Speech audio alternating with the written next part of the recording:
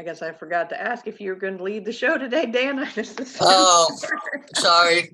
My brain was doing something, and sorry. Good morning, everyone. We're a little, shows just how human we are, and sometimes we get off track. But good morning, everyone. Welcome to the Saturday Morning Mastermind. We are studying the book Whatever Arises, Love That, Love Revolution That Begins With You by Matt Kahn. We are in chapter 10. We will be starting with the next section on page 162 of the book, Honoring the Speed Limit of the Heart. But I'll first let everybody jump out and introduce themselves before we get started. Good morning, it's Samantha in Indiana. Good morning, Lori Emmons in Denver. So excited about this author. He's just incredible.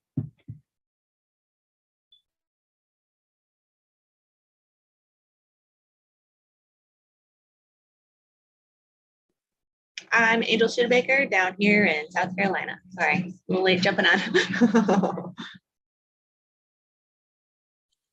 We're all kind of late to the party today, aren't we? I think we're all right on time.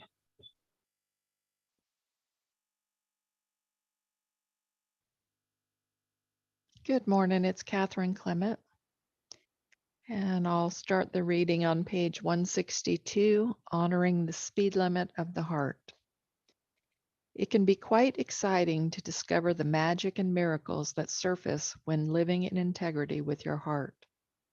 Whether you notice this as a perfect assembly of synchronicities, an increased flow of intuitive guidance, or even the ability to manifest help and resources from others before you even ask, a remarkable version of life dawns once relaxation has inspired you to move at a more conscious rate of speed.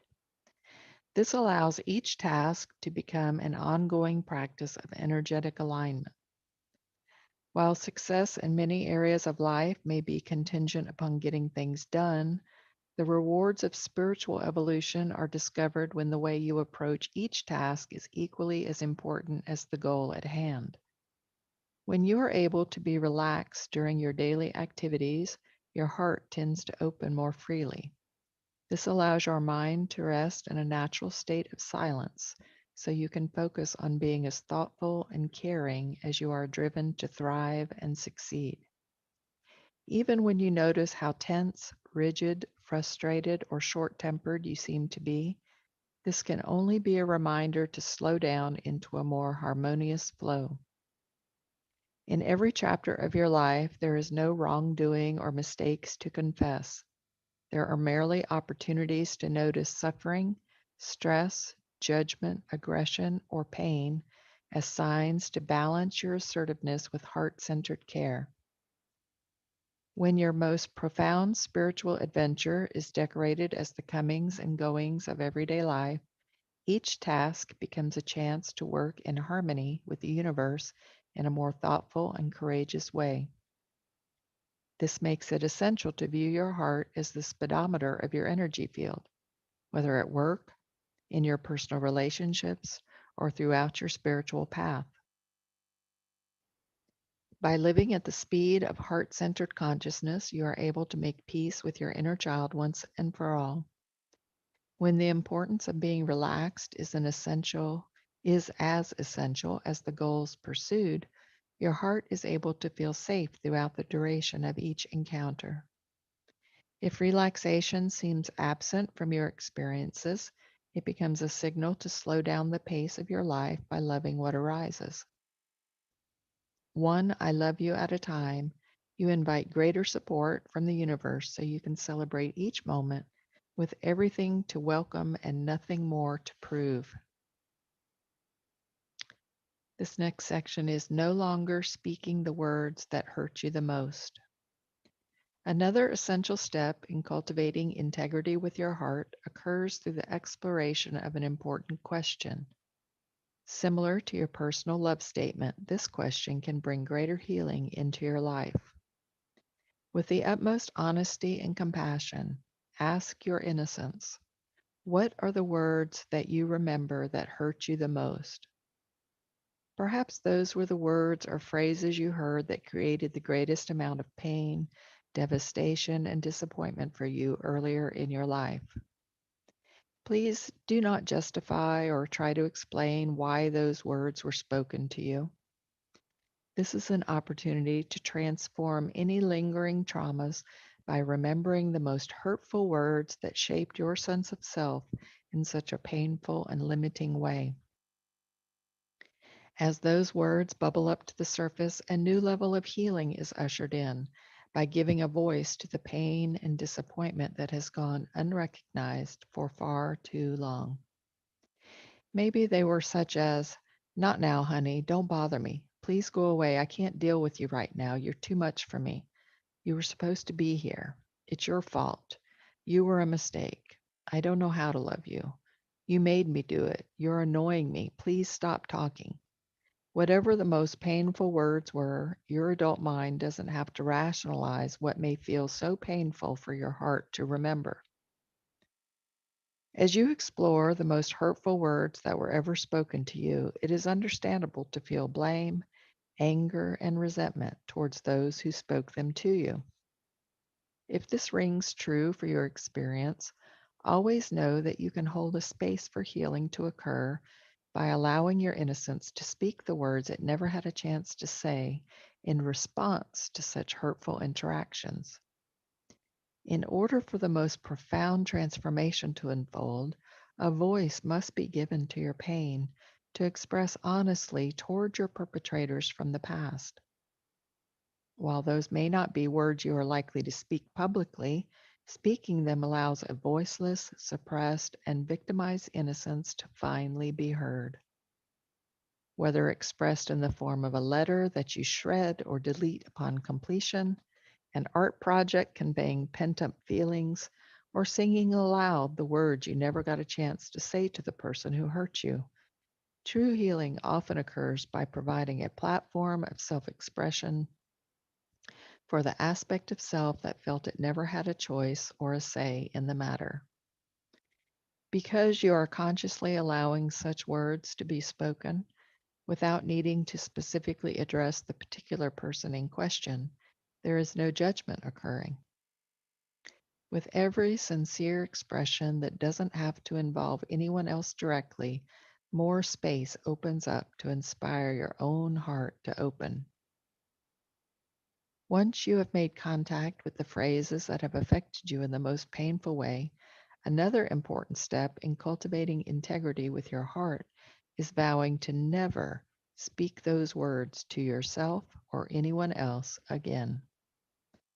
While each memory celebrates a moment in time that you are always powerful enough to survive, the most profound form of spiritual redemption is breaking the cycle of cruelty by no longer passing along the hurtful words that were ever spoken to you.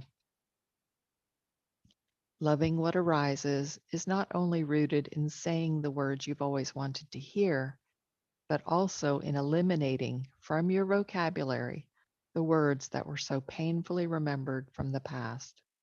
When you are willing to spare yourself and others from the phrases that cause such pain and despair, you are beginning to view life through the eyes of the universe, where the vulnerability of all can be embraced as one. From this space, the mastery of relationships is no longer such an unattainable goal, but the most natural way of interacting with life. Thank you, Catherine, for that reading. You always do such an awesome job, and just I think you really can kind of convey the heart and the emotion that goes with reading this, and which helps.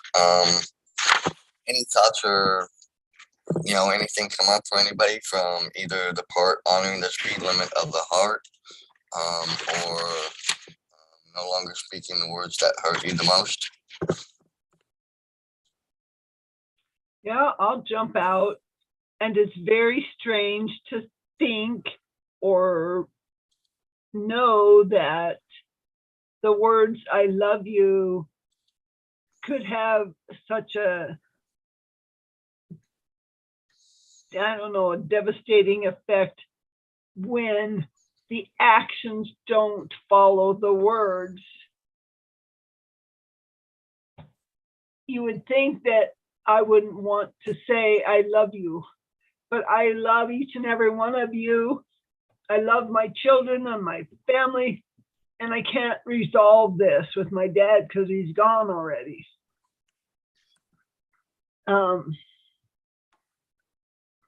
It's just a strange thing to think that those amazing words, I love you, could be the source of pain. The action's got to be there. I think for me, in lately, this first part, honoring the speed limit of the heart, where kind of you get kind of, you know, you're kind of always going and stuff, and then you know, you just kind of, and you realize that you're so kind of, like for me lately over the last little while, I've been so busy and so in my own thing that I know I need to take, slow down and take some time and just kind of just rest, or however best way. But sometimes I'm not able to because of certain outside forces that are interacting in my life right now. And the one person in particular doesn't understand how I recharge, or how I kind of, I'm a morning person. So I get up, I go, I do my thing. I can get more things done in the morning and during the course of the day. And then in the evening, I kind of come home, rewind, recharge, go through my downtime, as I call it, to kind of get back to it. But sometimes lately I haven't been able to do that. And I've been more stressed and irritated because of another presence. And it's made me realize how much I appreciate the times when I do or am able to kind of sit down and slow down. Like yesterday, I got home from Ubering and I came in and just kind of sat in silence, pure silence, didn't turn anything on, didn't turn, just, maybe fidgeted with my phone a little bit and stuff. But it was just nice to be in that silence, to kind of let my body kind of just go through the day. And I think, where it says when you are able to be relaxed during your daily activities, your heart tends to open more freely. This allows your mind to rest in a natural state of silence, so you can focus on being as thoughtful and caring as you are driven to thrive and exceed. And I think, to me, that's becoming a little more true and true. I can kind of take, for lack of a better word, take stock of where I'm at and say, okay, how do I regroup? Where do I go? How do I best put my energy where it needs to be, but still keep myself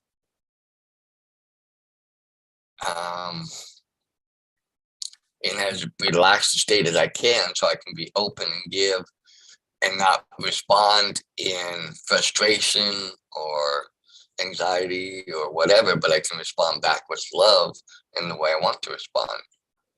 So those are some of my thoughts about that first little section.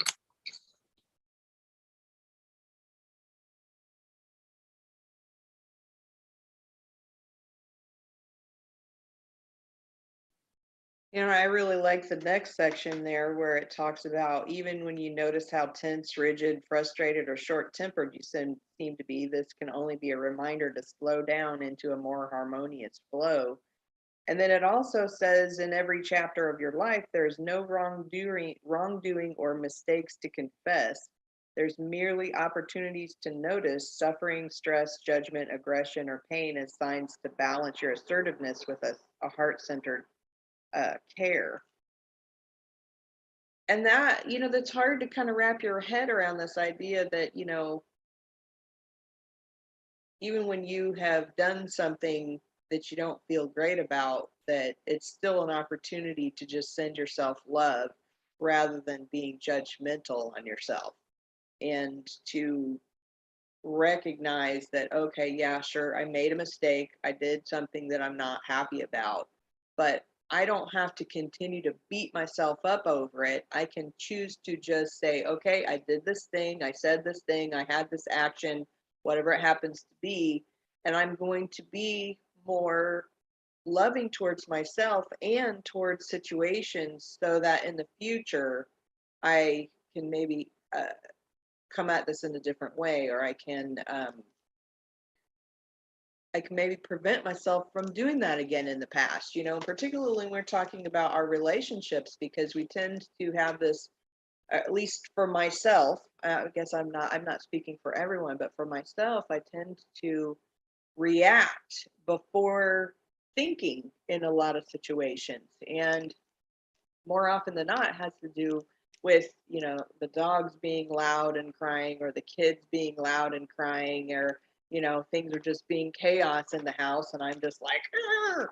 And so I get this tense and rigid, frustrated, short tempered, like it's talking about. And then I feel bad afterwards. And I'm like, oh, I got to stop that, but I'm also trying not to beat myself up for it as well.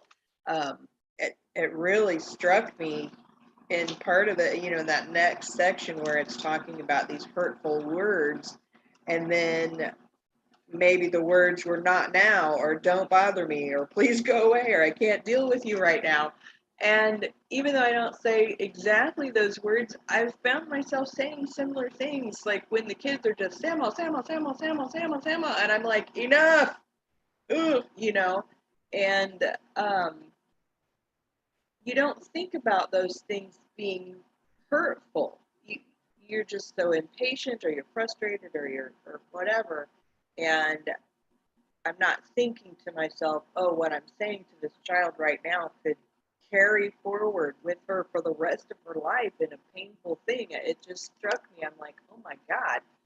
But yet at the same time, in the previous section, it's like, recognize it, slow down, don't beat yourself up and be judgmental, just move forward and try and be more open and heart-centered in the interactions that you have going forward. And I do recognize that when I am getting frustrated, and I am getting short-tempered, it is because I am not living in a calm and harmonious way. I'm being tense, and you know having this feeling like I don't have enough time in my day to get everything done, rather than thinking to myself, okay, there's all the time in the universe, and I only need to do what needs to be done right now. I don't have to try and get it all done at once. So those are my rambling thoughts for now. No, I like that. Also made me think with some of the things I guess we have learned and that has come out from the pandemic about, kind of like the mental state, and how, we tend to put so much on ourselves to live up to other expectations too, that sometimes we push ourselves more beyond the brink, because now we're heaping that expectation, but our own, to try and live up and match to that. And we forget sometimes that, sometimes it is in your own best interest to stop and say, hey, I need a moment, or I need a break, or to stop, even if you take that quick 1 minute breath to kind of just recenter yourself or something like that. So that way you can, kind of relook at it and not just react, but to kind of regroup, I guess, so to speak, and kind of go, okay, this is the moment, worry about what's right here and now. Don't put that stress of that ahead. It will come in due time, and let the chips fall where they may. And sometimes if it means that something doesn't get totally done today, God willing, there's tomorrow. It's not the end of the world either. And so, I think, I do this to myself all the time, and and I find myself with certain friends, I can be a little more intentional. I can stop, and I stop myself, because I've carved out that space, I guess, so to speak, where I can stop and say, before I think or say, I think about it. In others, I react.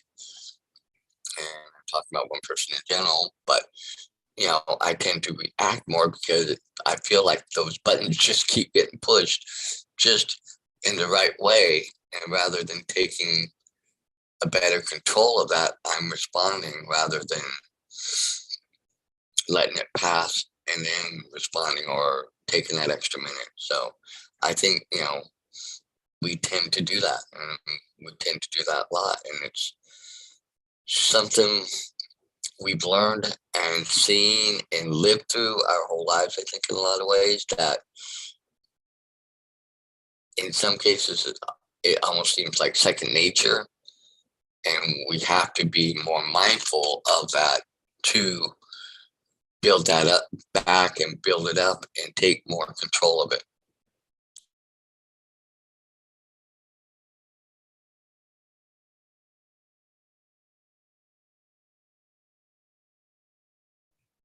Hey guys, good morning. I'd like to hop out real quick. I can certainly appreciate what you're saying there, Dan, and that was that word mindfulness. And I was just thinking that right before you said that. That's really good that you've learned to carve out that space and have patience with a lot of things. But I totally get how, especially for me, when it's towards the end of the day, or and I'm feeling a little bit more exhausted, or I can sort of not totally lose my patience, but lose that mindfulness. And that's usually when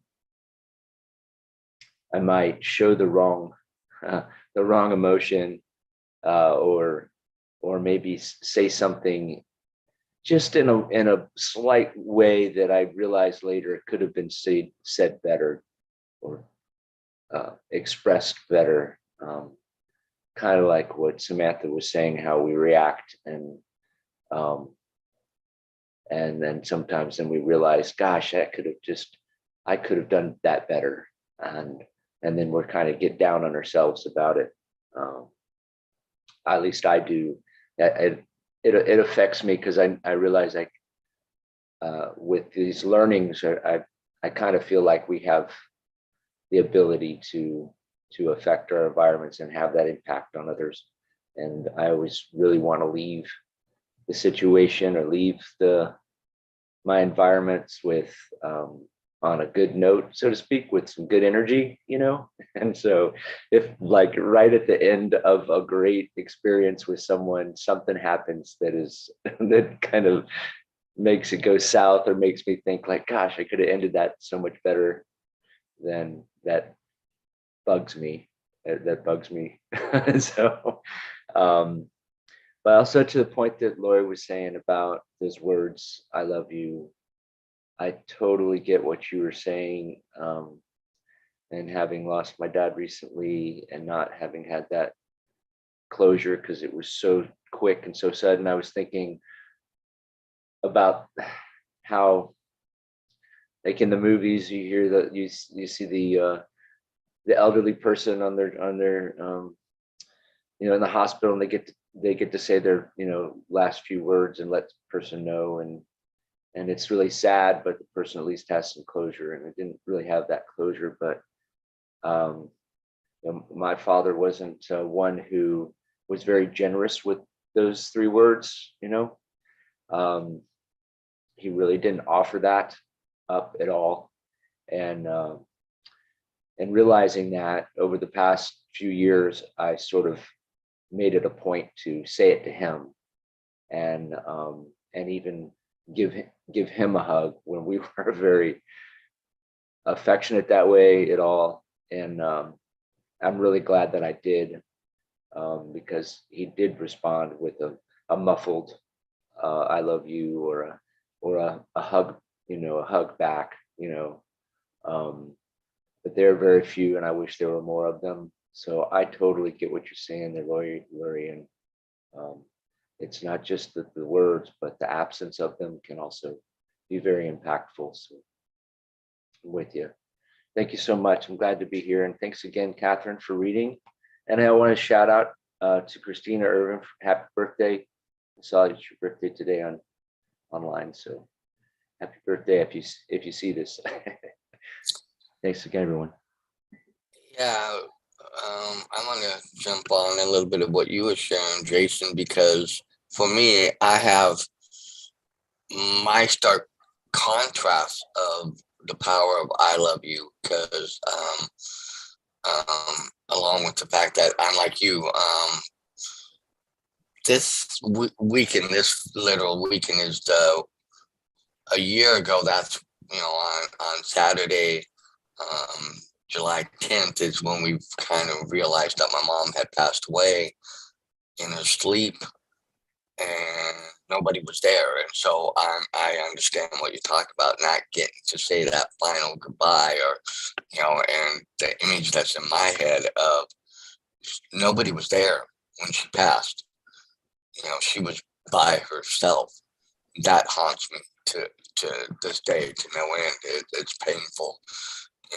And, my sister-in-law told me not to go in to look. I wouldn't want to see it, but it was weird. I had to see my mom for that last moment, and seeing her kind of, the way she was on her couch. She felt, just went in her sleep on the couch with, one of her favorite programs on, from where she would turn it on and probably fall asleep with it. That's forever etched in my brain. So in that sense, I understand that, and I can like going back to what the part I was wanting is, I remember my grandmother and her "I love you," and she would say that as often as she could to me and my sister.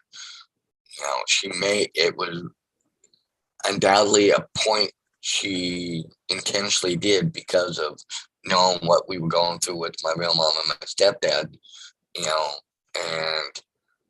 and the stark contrast for me is that with my real mom and stepdad, I don't really ever really in my head remember or feel or sense, that I love you, that I, from the hugs and from my grandmother making it a point to bring that out. So for me, I have that dual side contrast, and that was the one thing I really was missing from my, real mom. And I'm not saying they didn't say it. I just I don't remember hearing, and the part I want to get it out is I don't remember feeling it. And there's a difference. You can feel it when somebody says it and they mean it, even in the way they say it. You don't necessarily have to get the hug, but you can feel it. So in that's the, real stark contrast I have of, the difference. And I think that's why, in some ways, I'm hot and cold. I guess I can show it with people that I care about, but at the same time, I'm kind of afraid, because I don't want to over, you know, that weird. I can't explain it, but it's just that weird. And then with others, I have a big wall that it takes a lot to let somebody into my world and open up that way. So in that sense, reading this and going through this and what you guys have shared, it's weird, that dual dichotomy of all that I wrestle with and deal with and live in. It's, because sometimes in general, you're not always sure, well, are they real? Are they not? You might feel it, but sometimes it doesn't feel as genuine. And I think that's part of the other part of it is you can usually feel when it's genuine too. I have to say, I know in my heart that my parents loved me and my sisters. And I'm just learning, thanks to Matt and his work, that I am the only one that can love my inner child. And in integrating all of this stuff I'm learning from Matt and his teachings, I believe he's completely right on. And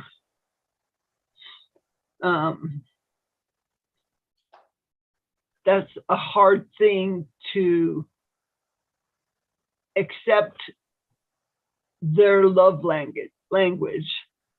And anything my dad did, I know had that behind it, that he loved us, even though it seems such a contradiction to me at times. You know, you love me, but you're never around. What does that mean? How do I deal with this? And it made it so that I had trouble accepting when people say, I love you. I'm always, yeah, I don't believe you. So learning to love myself and my inner child, because we all have one, is helping me grow and learn more.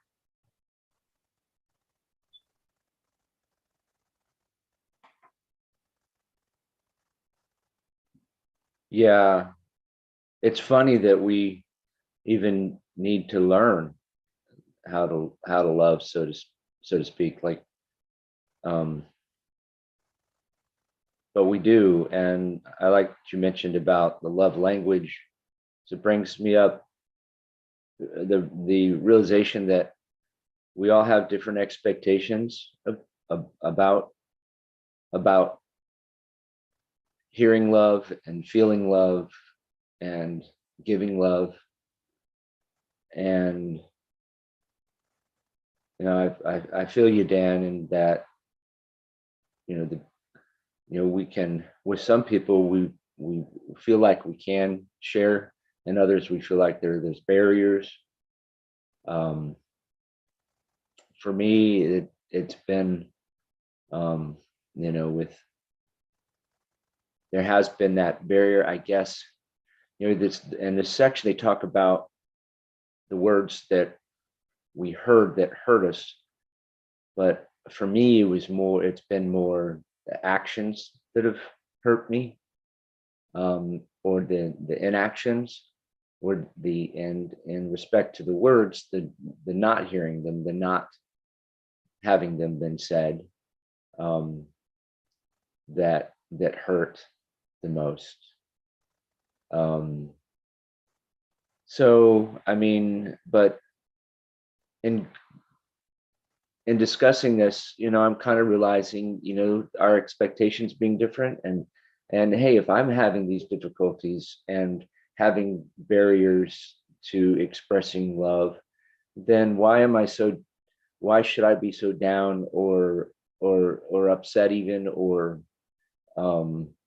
judgmental at others that may not, show overly show their love towards me, but only in certain times be able to tell me their love, or show me love through on the holidays or something, but the rest of the time, the rest of the year, I never hear from them or something like that. Why should I judge them so much when I'm realizing, hey, I'm having the same, difficulties too. Maybe they have those difficulties. So I think that's why I even made it a point to tell my dad that I love him, because that expressing it to him was, I think, even more important than hearing it from him, because I think it was implied. It's been all that time, but I wanted to make sure he knew I loved him. So, but I was afraid. I realized I was sort of afraid. There was sort of a barrier in being afraid of what the response would be if I would get the response I wanted or whatever. And I think it wasn't until I was decided that, well, if he doesn't say it back, then I'll be okay with it. But I want him to know. I want them to know. I don't want to leave and never see them again and not let them know how I felt about them or how they made me feel. And so at least I would have that anyway. I appreciate you all so much, and I appreciate this group. Thank you. Yeah, I think I'm learning a lot from some of this book, just in retrospect for him myself. And I don't know, maybe it's just me, or maybe, it's sometimes I know that, I guess, my real mom and stepdad, and, even my real father, because I don't really know much about him. And, the one incident that stands out in my mind was when he showed up at my sister's birthday party, but he never came to mine. And so that was now, it's almost like those arrows that you hit and they kind of stick, and those are the things you remember, but that's all I really remember of him, that one time, because him and my mom divorced when I was really little because of stories and things I've heard because of their relationship. So even then, that, kind of sense of abandonment and not being important enough, and, actions a lot of times speak louder than words too. And a lot of times, and in this book, that when we were reading a part about, talking about, as you explore the most hurtful words that were ever spoken to you, it is understandable to feel blaming and all that. Yeah. And then, true for experience, always know that you can hold a space for healing to occur by allowing your inner sense to speak the words that never had a chance to stay and to respond to such hurtful interaction. In order for the most profound transformation to unfold, a voice must be given to your pain to express honestly towards your perpetrators from the past. While those words may not be words you would likely to speak publicly or whatever to them, but expressing them, and sometimes for me, I've learned that sometimes still even expressing them does help to a point. But, and maybe I'm looking at this wrong, and maybe it's just because I'm still wrestling and trying to get past some of that. I really want them to know the pain that I felt, the hurt that I felt, the disconnect I felt, how much that hurt. Even though I know and understand that they may not have had their ways, or they were dealing with their things, but at the same point, I'm also looking at it, and maybe this is where I need to work on changing my perception, is I look at them as I was the child. I didn't know the difference at that time. I didn't understand that difference. They were supposed to be the adult. They should have been. But again, like you pointed, Jason, they may have been dealing with their own thing or reconciling their own stuff from their childhood too. And that might be something, I need to work more on and stuff like that. But, it's been a deep core thing with me. And in some ways it has hurt relationships for me to open up and establish relationships, to fully open myself up fully. I mean, like here with you guys, I feel fine and I can do it. And I love you guys all more than you guys can ever imagine. And I get that freedom to do that here openly and honestly and freely without judgment or anything. But going back and walking through that, that I never got the chance to with my real father. He's passed away. My stepdad, he passed away. My stepdad, I'm not so sure if I ever would want to anyway. I hate to say that. My real mother, she's still alive. I pray and hope at some point in time I do get a chance to at least let her know that, yes, I do love her. I do love her. It may not be the same as the love I had for my grandparents or the love that I have for my mom here, you know, but deep down there is a love, you know, that transcends that. But there's still, it's almost like I want them to understand and realize the depth and the harm they caused to me that radiated out in my life that I might have caused to others. And yes, I know I have the power to change that, and I work hard to change that and love the people around me that I have and have it let into my life as fiercely and as much as I can. But it still is there, and it has truly really affected me in a lot of ways.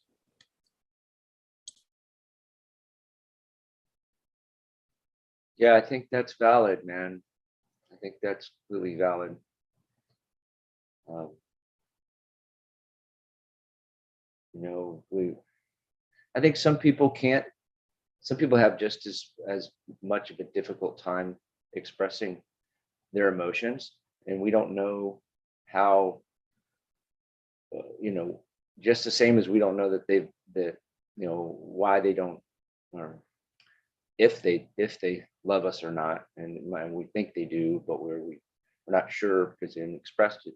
We also a lot of times don't know why, the whys, and maybe they were mistreated when they were younger, and they don't want to talk about that either. And you know, it can be a perpetual kind of cycle. I've kind of realized those types of things can happen, and I try to be the end of those types of cycles.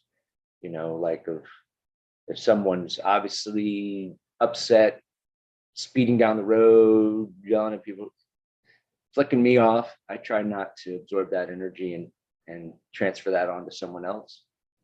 But man, it's tough. I get it. And sometimes you just feel so alone with it, and you're just like, you know, it's unfair that you have to take all this in and nobody feels, you know, what I feel. And you kind of want to scream and yell and lash out, you know. I mean, not kind of, you definitely, you know, I feel you, man. Not, you know, wanting them to know how it hurt, you know.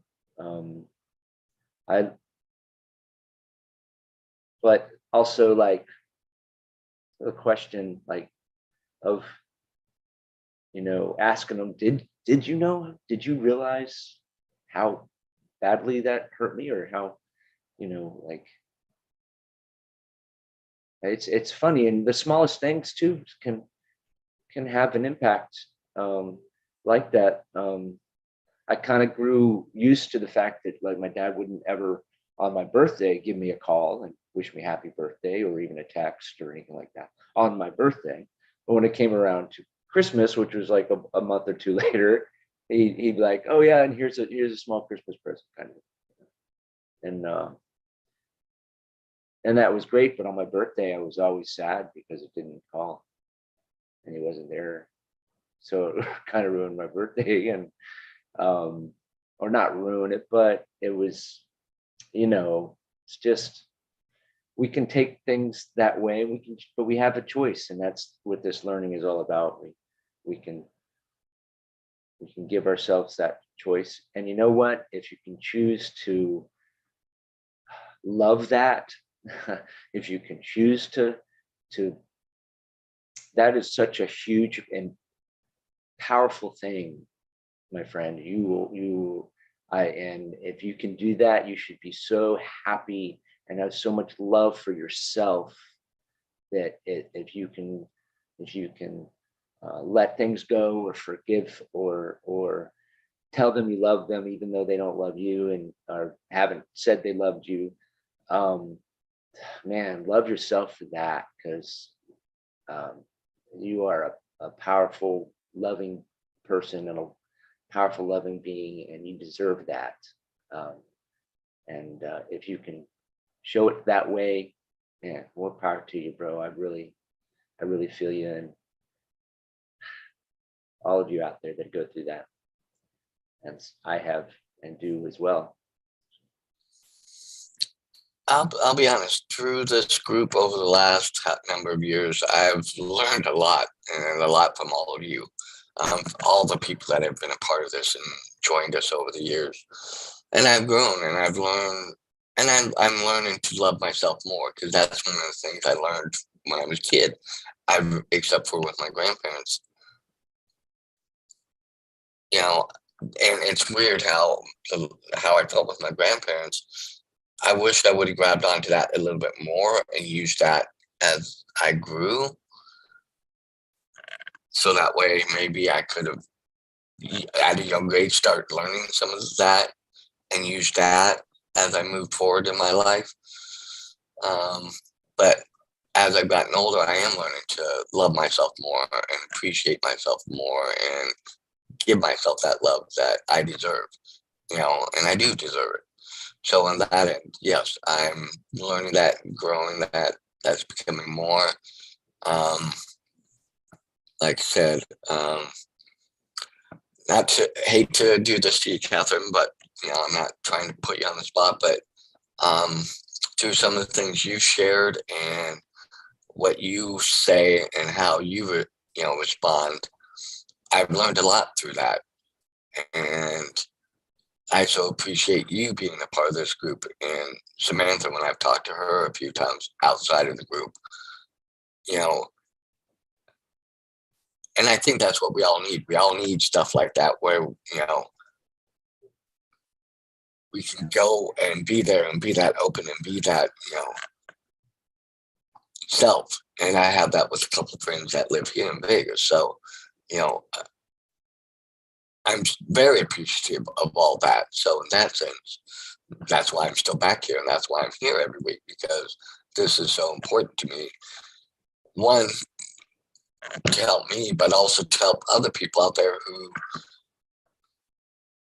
deal with the same, for lack of a better word, shit, day in and day out. And, need that reassurance that they're not the only one out there.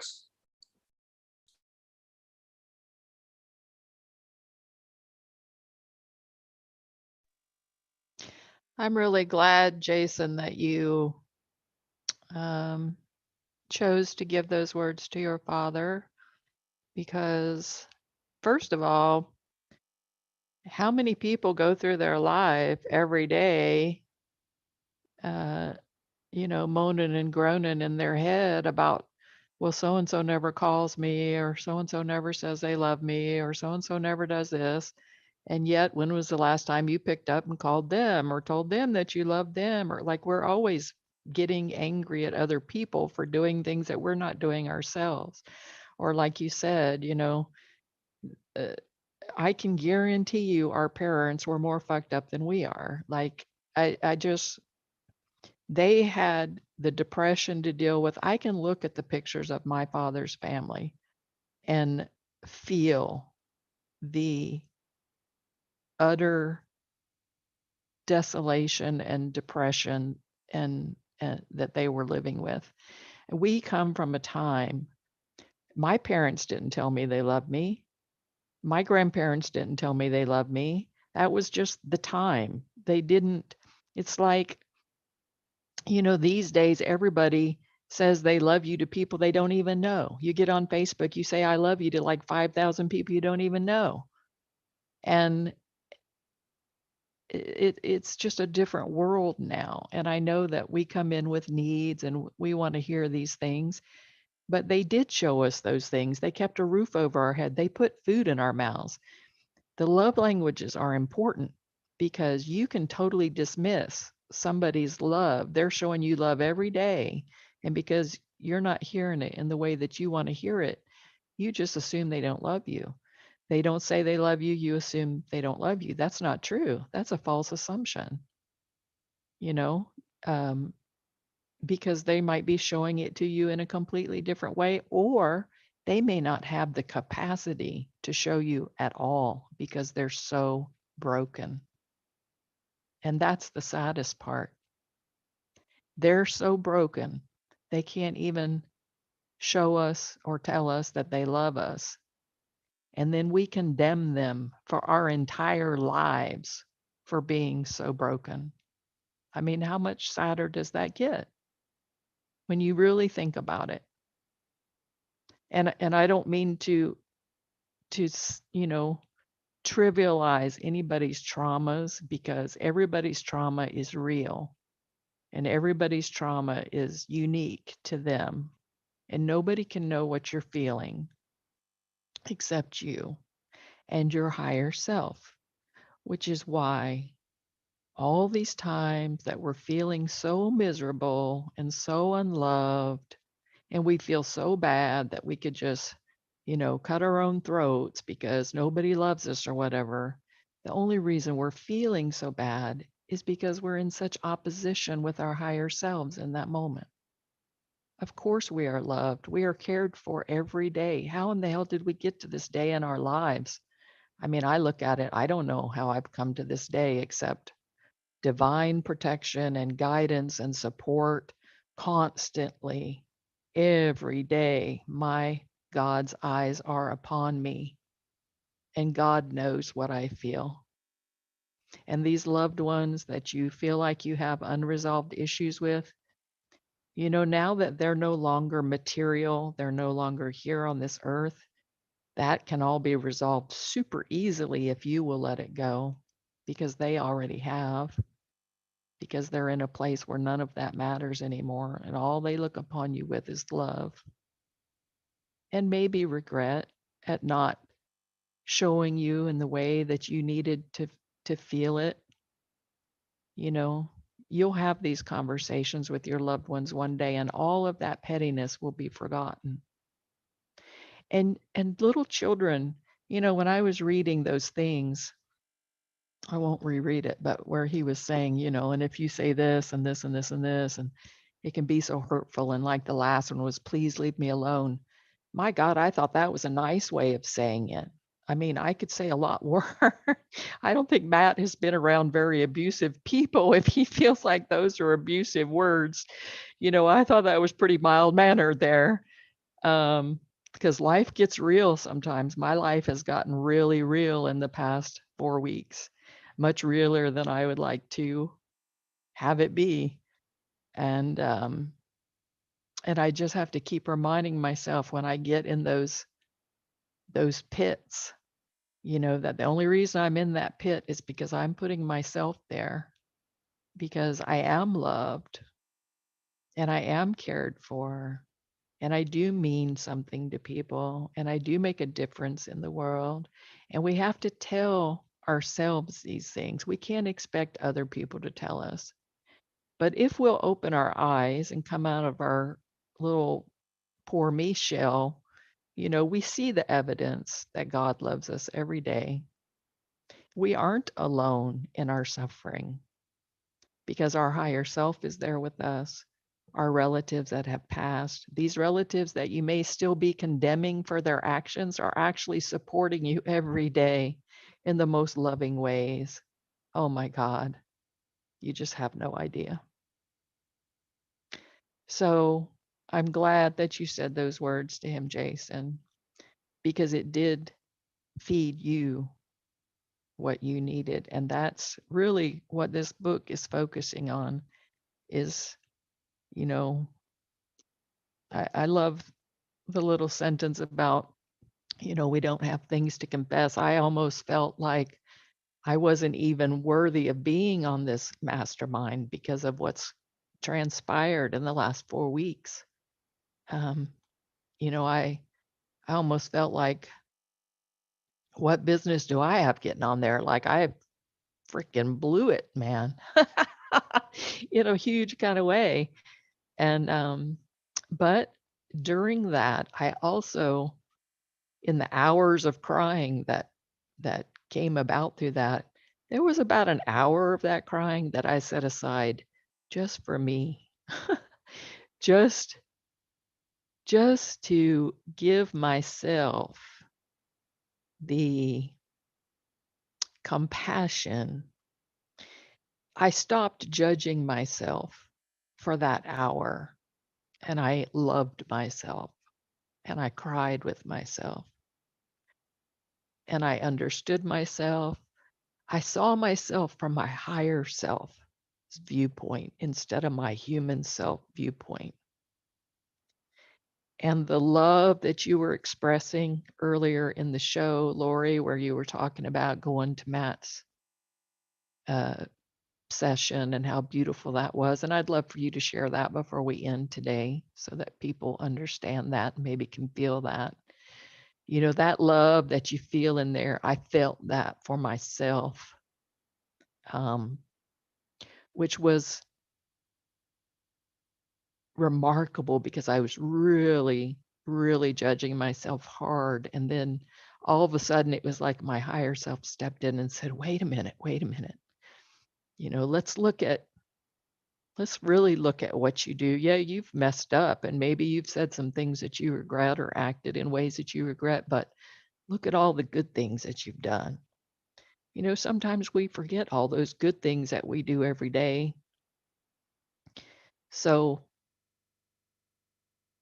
love what arises because we learn from all of it. I have learned more in the past 4 weeks than I've learned in years and decades even, because things were pushed in such a way that that's how it happened. And as much as I regret it happening, at the same time, it opened up a lot of healing. And that's what these situations do that are uncomfortable for us, is they open up healing. So I love you guys and love yourselves. And have a great week. And happy birthday, Christina. Wow. So Powerful. many, Oh, go ahead, Lori. so many blessings to you, Catherine. I don't know what you've been going through, but that's what I'm saying, that I'm learning to love the inner child that didn't get what she thought she needed or whatever. And everything works out in the end. And I can't say enough about the healing that Matt has gone through. I've only heard what he shared on many of the YouTube videos, and I was unfamiliar with him until recently. And I did recommend this book because All for Love hadn't come out yet. And I think it is a huge thing that will help heal this planet. We've been talking around all kinds of divisive stuff that have been going on for eons, especially the last couple of years, but he just has such a connection with the spirit guides, he calls them, whatever. We all have that. And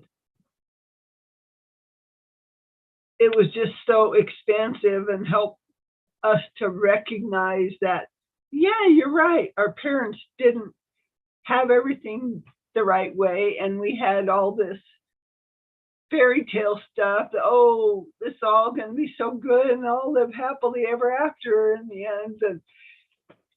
And it can be that way. It depends on how we respond and react to. I know I beat myself up so much for so many years and discredited myself and hurt my loved ones in the same way I was hurt because I didn't know any better. And somehow my spirit guides keep me going every day, and know what you're saying, Catherine.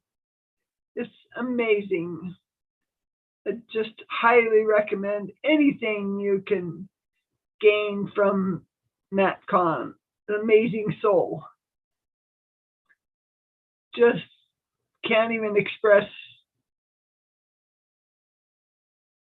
acknowledging those things in the past and the things in your parents' past and all that that made life go on, and we are overcomers. I'll leave it with that. I love you all. Thank you.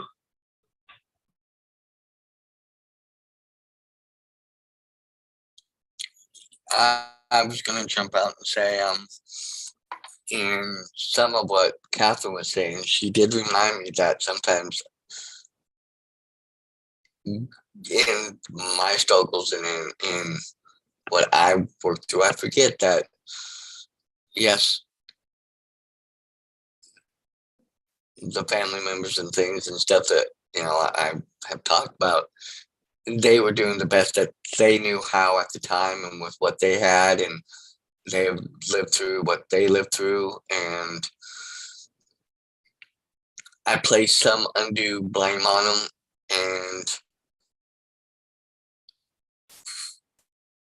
and in hearing some of what Catherine said, I have to take responsibility on that too, because I know that deep down they were doing their best. They were doing,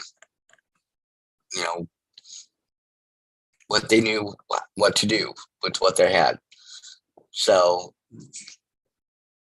I've never hated, my real father, my stepdad. I've never hated them, but I've just, like I said, just been really hurt, deeply hurt. But there's always room for forgiveness. There's always room to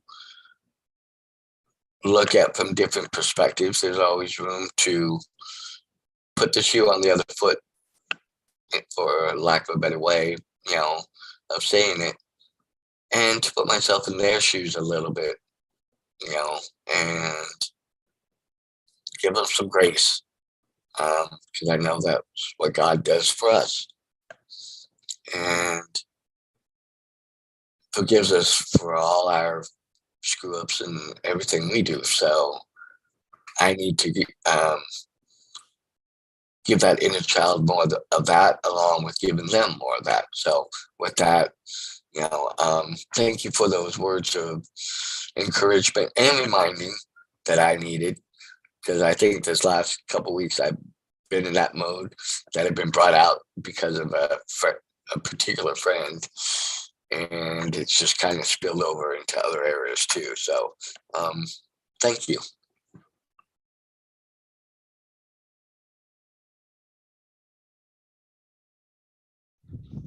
You're welcome. And one thing I've had to I have my mic away. You're welcome. One thing I've really had to remind myself of recently is that you have to take the personal response. And I mean, we've said this a million times, but sometimes life circumstances really kind of rub it in for you. Is we have a choice in every moment. Do we want to be happy or do we want to be sad? And we can keep thinking sad and angry thoughts, and we can be sad and angry, or we can give grace and forgiveness and go on about our lives and seek happy thoughts and happy positive things. And I mean, that's basically what it comes down to. You can be miserable as much as you want, or you can give grace and move on and be happy, or find something. Sometimes you really have to seek things out to be happy, stupid videos or whatever it takes. I like getting out in nature and really communing with nature. That seems to get me back into balance a little bit. But it all is a personal choice, moment by moment, and we literally can be unhappy for as long as we want. Each and every one of us on this planet today has enough reasons to be unhappy for the rest of our lives and be justified about it, but it wouldn't be a very good life. So, you know, we just have to make the kind of life that we want. Love you guys. So you it's so about, much. Oh, go ahead. I'm Go. sorry. Okay. I just wanted to kind of piggyback on what you were just saying there, Catherine, about, we have this opportunity, we have these choices every moment to choose, how we're going to feel about any given thing. And I want to remind us also that, some of these thoughts that we think were taught to us. We didn't think them to begin with. We were taught that, say for instance, I think Lori, you were mentioning earlier, or somebody was mentioning earlier about, this idea that if a person's not there often enough, that we maybe have been taught that that person must not love us because they're not around enough. And I hope, God, I hope so much that I never taught that to my children when my husband wasn't around a lot, when he was a trucker, when he was an over the road trucker, he wasn't around for 6-8 weeks at a time. And I hope I never taught my children that he didn't love them because he wasn't around enough. And I don't ever remember my mom teaching me that because my dad worked so much, he didn't love me. And it pains me so much that there are people in our lives that teach us these false things. And we have to recognize that those are false things that we've been taught, that just because someone isn't around doesn't mean that they don't love us. And maybe they're not around because they're working so hard because they do love us so much. And they don't know how else to show their love other than to work their freaking asses off every day to try and support us and put a roof over our head and do everything that they can. And that maybe what they are doing is what they think they should be doing in order to take care of us. So I just wanted to, where else can we see in our lives where we have a feeling about what someone is doing or not doing, and it's a false thing? Maybe we are just, maybe this is the false thing that we are thinking, because every moment, like you said, Catherine, we can choose to think a happy thing, a positive thing, a good thing, or we can choose to think an unpleasant thing, a horrible thing, a painful thing. And it comes down to these thoughts that we think, these things that we say to ourselves about what we think is true, can either cause us pain or cause us a happiness, and we get to choose. So thank you, Catherine, for all your words today, and thank you, Dan and Jason and Lori. Thank you all for participating here today and sharing your love, and thank you, Angel, for being here and supporting us also. So thank you all. Well, okay, I'll jump out. It's about 15 after. Any last thoughts from anybody?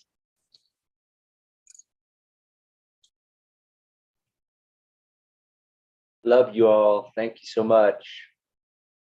I do appreciate you very, very much. Thank you, and have a great afternoon. So with that, if nobody else is going to jump out, we are in the book, Whatever Rises, Love That, A Love Revolution That Begins With You by Matt Kahn. As you can see, it can really, we can get into some deep conversations and even a little off track a little bit, but sometimes that's how we flow here. Once again, yes, I, echo the sentiments. I love you all very much.